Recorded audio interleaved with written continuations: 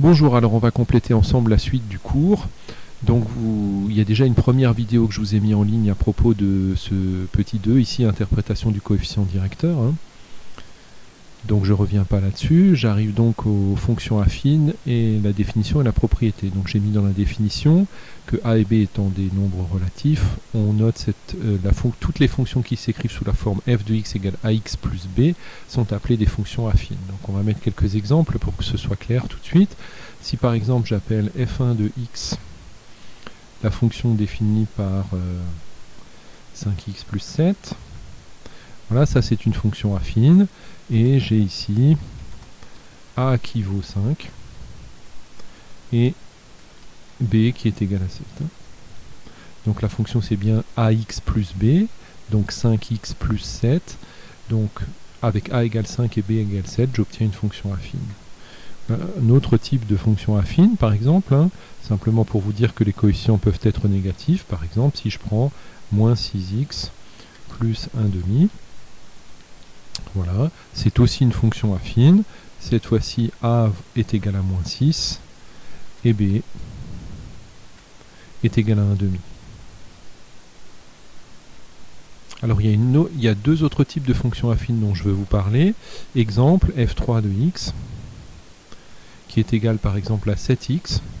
Alors ça, oups, j'ai fait une bêtise. F indice 3 de x égale 7x. Donc ça, comme vous le savez, c'est une fonction linéaire, mais c'est aussi une fonction affine. Pourquoi? Parce que 7x est égal à 7x plus 0. Donc si je prends a égale 7 et b égale 0, j'obtiens bien, en remplaçant donc a par 7 et b par 0, j'obtiens bien 7x. Donc en fait, toutes les fonctions linéaires que vous avez étudiées au début du chapitre sont aussi des fonctions affines. C'est simplement ce b là qui vaut 0 à chaque fois. Et puis encore un autre type de fonction un petit peu particulière. Par exemple, si je prends f indice 4, je vais l'appeler comme ça, oups, f indice 4 de x, qui est égal à 3 par exemple. Eh bien ça, pardon, voilà, comme ça c'est mieux. Ça, il faut comprendre que c'est aussi une fonction affine. Pourquoi? Parce que ça, c'est égal à 0 fois x plus 3. Alors le 0x, bien sûr, on ne l'écrit pas parce qu'il ne sert à rien, mais c'est bien une fonction affine avec a égale 0 et b égale 3. Donc ce type de fonction-là, c'est ce qu'on appelle des fonctions constantes, parce que vous pouvez remplacer x par n'importe quel nombre, le résultat, l'image, ce sera toujours 3. Par contre, si je prends une fonction... si je prends une fonction, je vais en mettre une qui n'est pas une fonction affine, f indice 5 de x, qui est égal par exemple à 5x au carré plus 3, ça n'est pas une fonction affine, n'est pas affine pour la simple et bonne raison que j'ai un x au carré ici, dans f5 de x, 5x au carré, qui n'apparaît pas dans la définition. Donc, ça n'est pas une fonction affine. Voilà, je continue. Alors une propriété, tout nombre admet une unique image par une fonction affine et tout nombre admet un unique antécédent par une fonction affine non constante. Donc on va prendre un exemple concret. Par exemple, je sais pas, je mets au hasard, je prends la fonction f de x égale 5x moins 4. Voilà, c'est bien... Bon, ça c'est la meilleure. C'est bien une fonction affine. Avec, j'ai tendance à prendre l'habitude d'écrire ça, ce que vaut a, ce que vaut b, donc avec a égale 5 et b ici qui est égal à moins 4. Donc si par exemple je vous demande de calculer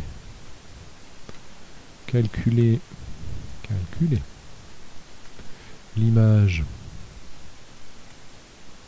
oh, ça va pas aujourd'hui, calculer l'image de 3. Eh bien, vous savez que si vous voulez calculer l'image, c'est pas vrai. Vous savez que si vous voulez calculer l'image de 3, il faut calculer f de 3. Et f de 3, eh bien, ça veut dire qu'il faut que je remplace x par 3. Donc c'est 5 fois 3 moins 4. Et 5 fois 3 moins 4. 5 fois 3, ça fait 15. Moins 4, ça fait 11. Donc, je peux dire que 11 est l'image de 3 par f. Je prends mon temps pour que vous ayez le temps de l'écrire en même temps que moi sur votre cours. Décidément, mon logiciel a décidé de m'ennuyer. Voilà. Et puis je peux aussi vous demander de calculer un antécédent. Donc maintenant vous savez, grâce à votre expérience des fonctions linéaires, que pour trouver un antécédent, il faut résoudre une équation. Donc si je vous demande de trouver l'antécédent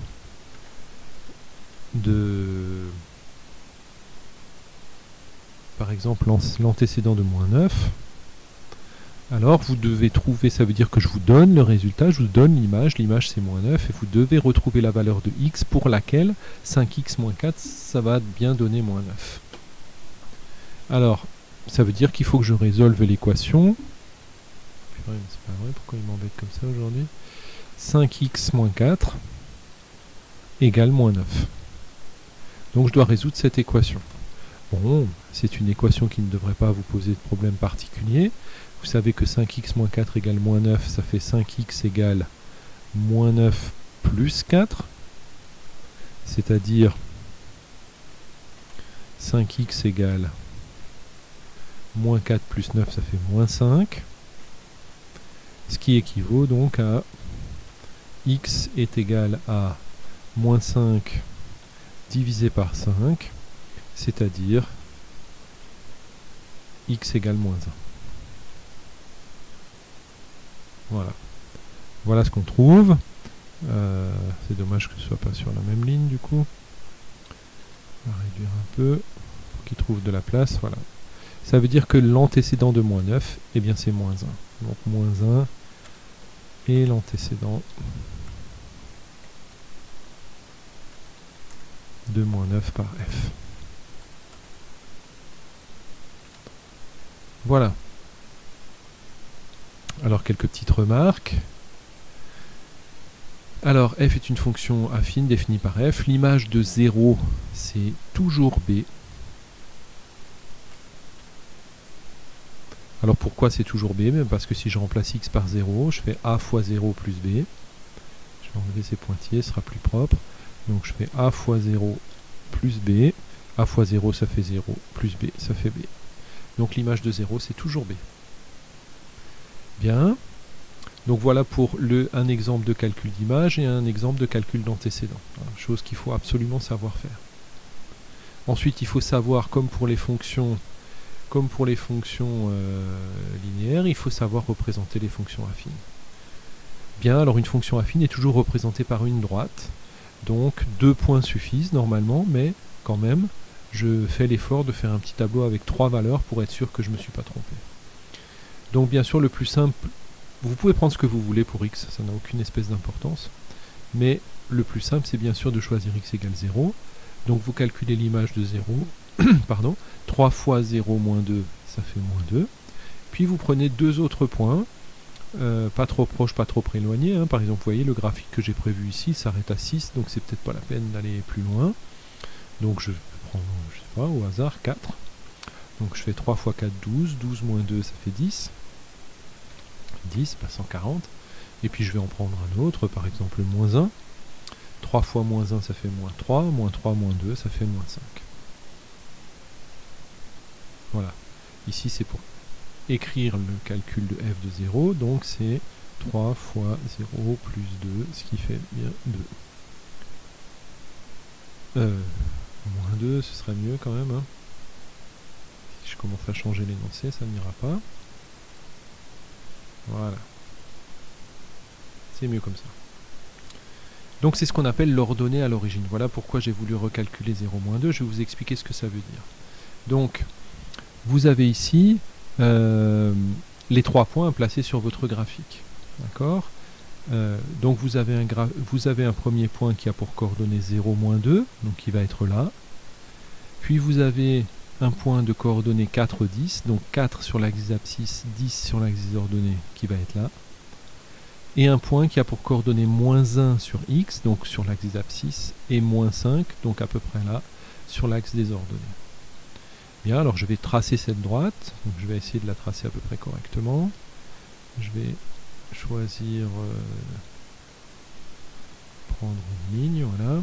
Donc elle passe par 1, moins 1, moins 5, 0, moins 2, donc je vais partir de là, tiens. et elle passe par 4, 10. Donc 4 et 10, c'est là. Hop, hop, hop, hop, hop, hop. Pas si, s'il te plaît. Voilà, descends encore un peu, s'il te plaît. Encore un peu. Encore un peu. Voilà, l'informatique est parfois un petit peu capricieux. Voilà, 4 et 10. Donc ma droite, la voilà. Voilà, je vais tirer un peu sur ma droite ici. Voilà. Là, elle est bien. Je vais la mettre un petit peu plus grasse, comme ça vous la voyez bien. Voilà. J'espère que vous la voyez bien. Donc ici, mon premier point, 0, moins 2, il est là. N'hésitez pas à le marquer par une croix. Le deuxième point, 4, 10, 4, 10, le voilà. Et le troisième point, moins 1, moins 5, il est là. Hein, marquez-les par des croix. Et ce nombre-là, moins 2, là, qu'on a calculé ici, c'est-à-dire l'image de 0, c'est ce qu'on appelle l'ordonnée à l'origine. C'est-à-dire qu'en fait, la fonction ici, vous voyez, c'est 3x moins 2. Moins 2, c'est b. A, c'est 3, b, c'est moins 2. Eh bien, la fonction sur l'axe des ordonnées, elle passe toujours à la valeur de b. Ici, la valeur de b, c'est moins 2. Eh bien, sur l'axe des ordonnées, ça passe à moins 2. Si par exemple, je prends une fonction du type 3x plus 5, eh bien, alors elle passera ici sur l'axe des ordonnées à 5. Voilà ce que vous devez retenir. Et comme pour les fonctions linéaires, le nombre a, ici, c'est ce qu'on appelle le coefficient directeur de la fonction. Et il fonctionne exactement de la même façon que sur les fonctions linéaires. Si vous prenez un point sur la droite et vous vous décalez d'une unité vers la droite, vous remarquez ici que pour retrouver la droite, je suis monté de 3 unités. Je suis monté ici, je suis parti de 4 et je suis monté jusqu'à 7. Ça fait 3 unités ici. Et je retrouve donc le coefficient directeur. Je vous ferai une petite vidéo là-dessus. Voilà, un peu de vocabulaire que vous devez connaître. Donc a est appelé le coefficient directeur de la fonction f. Il donne l'accroissement de f de x lorsque x augmente d'unité. Et b, c'est l'ordonnée à l'origine. La droite passe par le point de coordonnée 0b. Donc je vais vous refaire une petite vidéo avec cette fonction-là et vous aurez 2-3 choses à rajouter sur le graphique. Voilà pour l'instant ce que vous avez à faire sur ce cours. Merci.